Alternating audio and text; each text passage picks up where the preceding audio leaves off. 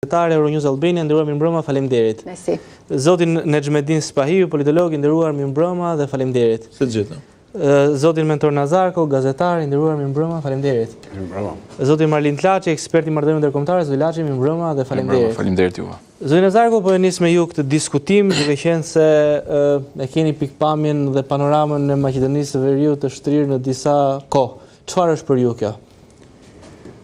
Po, që ta saktësojmë pak atë editorialin tuaj, bëhet fjalë për një protestë e cila synon të legalizoj përdorimin e shqipes në provimet e jurisprudencës, i cili do t'ishte hapi parë i rëndësishëm zbatues i përdorimit të shqipes edhe në proceset e tjera brenda institucionet të Maqedonisë, përkatësisht ato në cilët janë të angazhuar juristët, domethënë në proceset gjyqësore, në hetim, dokumentat me karakter juridik e tjera. Pra, kjo është rëndësia e kësaj proteste. Nuk po bëhet fjalë për përdorimin e shqipes si domethënë në gjithë shoqërinë, ndonse editoriali kishte karakter të përgjithshëm. Dhe prandaj kjo protestë është e rëndësishme. Hap një proces të përdorimit të barabartë të shqipes në rrafshin juridik. Po, vetëm kaq e thjesht mendoni se është që ca provimet jepen në gjuhën shqipe se jo, pikërisht. Është më e thellë, se aty është edhe thelbi i asaj. Pikërisht. Për shkak se ngjarjet zhvillohen në kohë dhe në hapësirë, për shkak se jemi në një qeverisje e cila kontrollon një përqindje të madhe të votave të elektoratit maqedonas. Partitë Maqedoni janë mbi rrafsh strikt etnik, nuk ka parti qytetare. Pra, një parti që kontrollon më shumë se gjysmën e votave, VMRO DPHUNEA, bashkë me alat e tjerë ndoshta është më shumë është përqindje e konsiderueshme. Jemi në një periudhë të, po themi, të rritjes të diskriminimit, jo vetëm të shqipes, po edhe të shqiptarëve në arsimim, në punësim, në përfaqësim e gjë tjerë. Një parti e cila ka lidhje shumë të mira me Serbinë, një parti e cila është duke refuzuar integrimin e saj europian për shkak të nevojës për ndryshimin e kushtetutës sipas kushteve bullgare, kushte bullgare që janë bërë dhe kushtet Bashkimit Evropian, edhe një parti e tillë pra është arrogante në momentin që nuk llogarit Bashkimin Evropian, nuk llogarit pra as shqiptarët, cilët janë përçarë. Kosova ka një qasje, Shqipëria ka një qasje tjetër, dhe kështu që kjo në qeverisjen për faktorin shqiptar është një koalicioni cili ka dobësitë e veta, ka mungesë uniteti, vetë faktori shqiptar në përgjithësi të dy krahët kanë mungesë uniteti gjithashtu, kështu që kjo e komplikon arritjen, një arritje si kjo, e cilën kushtet tjera do të ishte fare thjesht, siç e thatë ju. Natyrisht, besoj që do flasim për këtë.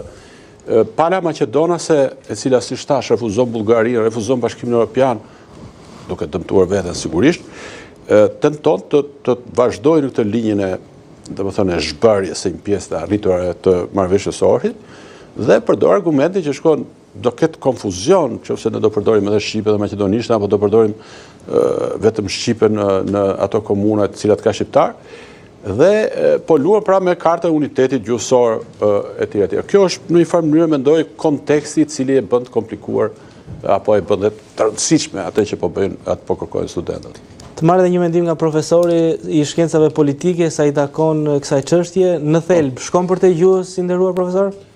Po, desha ta shpjegoj backgroundin e gjithë kësaj. Domethënë fajtor për këtë situatë që 25 vite pas marrëveshjes të Ohrit të protestohet për gjuhën janë vetë shqiptarët. Janë vetë shqiptarët që e sollën përkatësisht partitë politike shqiptare që e sollën situatën tillë që tani dilet të protestohet për gjuhën. Kur dhe këtë bën në zgjedhjet kombëtare maqedone, kur ishin ato vitin e kaluar apo par vjet. Atëherë ishte e qartë që për shkak të politikës së gabuar të Bullgarisë ndaj Maqedonisë, që dominonte partia pro-serbe, VMRO, e cila edhe do ta merrte pushtetin qeverinë. Por mendimin e shqiptarëve, Pendarovski, i cili ishte president i Maqedonisë, që ishte pro-amerikan dhe mos ta them edhe pro-shqiptar, do të mund të rizgjedhej president në rast se shqiptarët do të votonin për ta. Por çfarë bën shqiptarët? Duke u quar pesht, duke kërkuar çfarë nuk mund të arrinin për momentin, të dy partit kandiduan kandidat për president. Dhe ja mundësuan që VMRO të kishte jo vetëm qeverin, po të kishte edhe presidentin. Dhe tani të kesh një qeveri pro-serbe në Shkup, një qeveri dhe një presidente pro-serbe, e natyrshme që do të ballafaqosh me problemet e tilla. E natyrshme që Dhe pro-Orban. Dhe pro-Ungarez, pro-Orban. Pro-Orban, pro-Serbi ishte në konfliktin midis Shqipërisë dhe Serbisë. Sepse kjo, Serbisë intereson me tregu që nuk është vetëm Serbia deliazes, që janë shqiptarët nuk po më bëjnë probleme me mu, ja kanë probleme edhe me Maqedonet, edhe atje, edhe këtu. Domethënë dhe ai në një mënyrë, jo vetëm që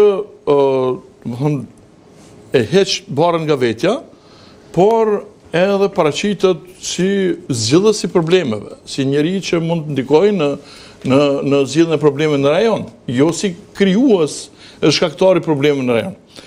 Dhe tash, kur kjo ndodhi, tash shqiptarët qohen për me mbrojt drejtat një drejt elementare, akoma drejt elementare se sa me studiu në gjuhën ose me dhënë një provim në gjuhën amtare, në një ambient, në një shtet ku ata përbëjnë 30% e popullsisë. De jure.